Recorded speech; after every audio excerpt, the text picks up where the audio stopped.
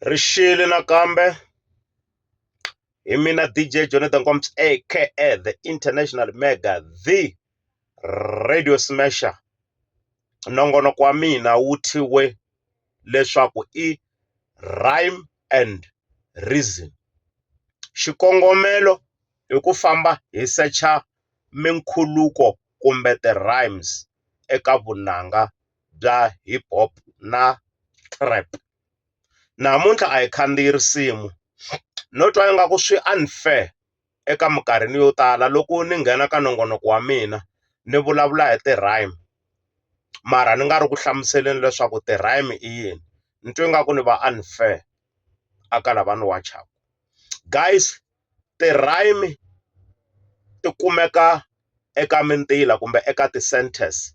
Normally kumbe traditionally ti-rhyme i marito mo hetelela ka sentence kumbe eka mintila lawa ya helaku hi mimpfumawulo yo fana kumbe ku yelana. Ha swi vona? Xikombiso, ndzi kume ntombi yi tshame etshangeni, ndzi yi rhamba ndzi ku a hi fambi enambyeni. Tshangeni, nambyeni i marito lama ndzi nga heta mintila hi mimpfumawulo yo fana kumbe ku yelana. So mintila yaleyo yimbirhi loko yi heta hi marito mo fana kambe kumbe ku yelana ma nga tsariwa ku fana kambe mimpfumawulo yi fana, hi swi vitana ku i ti-end rhyme. And then futhi endzeni ka ti-end rhyme ku na marito lama ma yelanaka kambe ma nga tsariwi ku fana mara ma yelana hi mpfumawulo, ivi hi tlhela hi swi vitana ti-near rhyme because mimpfumawulo leyi yi le kusuhani na kusuhi, ni xo hi le ku fambeni swin'we. Kumbe a hi endleni so, mo ni mi nyika 5 ya tinxaka kumbe minxaka ya ti-rhyme tanihileswi mi nga swi twisisaku. Rhyme i marito lama ma hetaku ntila ku fana kumbe ku sawunda ku yelana endzeni ka sentence kumbe emakumu ka sentence. Loko mintila yaleyo yo heta mintila yo sawunda ku fana exikarhi ka mintila hi ta swi vitana ku i ti-inner rhyme.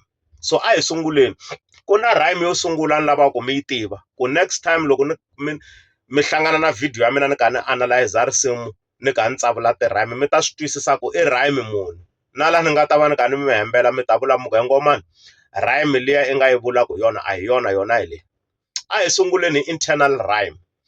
Internal rhyme i rhyme leyo ka yi nga kumeke ku emakumu kumbe emasunguleni ka mintila kambe yi kumeka exikarhi, ya fana na inner rhyme. Internal rhyme hileswaku wa swi kota ku rhymisa mintila exikarhi ka yona. It's either u rhyme u tirhisa tikhoma mara u kha u rhyme endzeni ka mintila hi marito lama ma yelanaka, hi marito lama nga na sound yo fana, hi marito lama nga na sound leyi nga na vuxaka, i inner rhyme. A ku ri rhyme number 1 leyi a ni lava ku mi yi tiva, ni sure mi yi twisisile. A hi yeni aka rhyme number 2.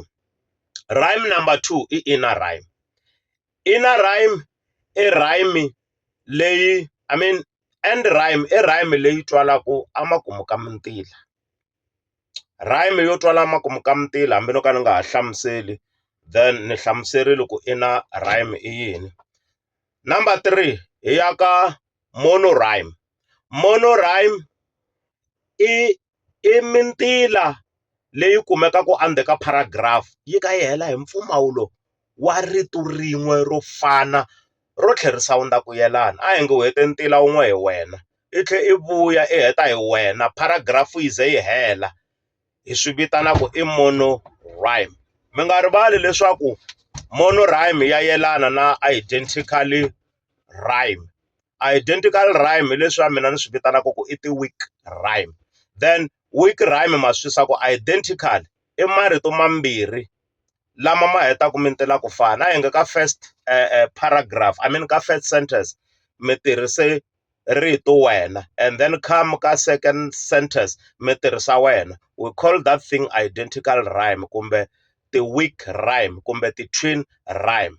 Why hi swi vitana ti-weak rhyme? It because ku pfumaleke lack of creativity. The moment u vuyisa rito rin'we kambirhi ka makumu ka sentence, it means you are lacking creativity, so it is a lack of creativity. Then I move in ka monorhyme. Monorhyme mi swi twisisile ku I paragraph. Let's take paragraph yi na 5 lines, and then u endla ti-sentence ta the very same paragraph or stanza with the very same sounding words, with sounding sound.